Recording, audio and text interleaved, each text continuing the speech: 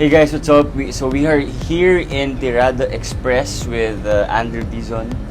Apparently, ako si Andrew Dizon. Ako ay isang investigative vlogger, diba? So ito yung aking headquarters, kumbaga ito yung office ko.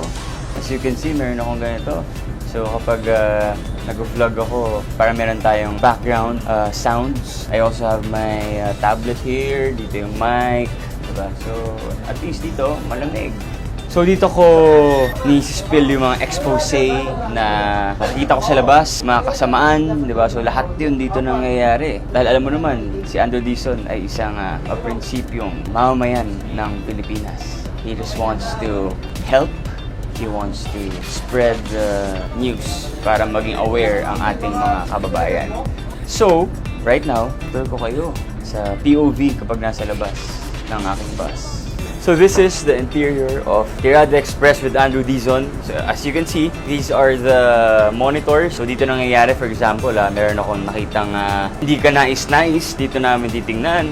Pero paminsan, meron din naman mga magandang kaming nakikita dito. Diba? So ito naman, ito yung ating, ito naman yung ating exterior ng bus.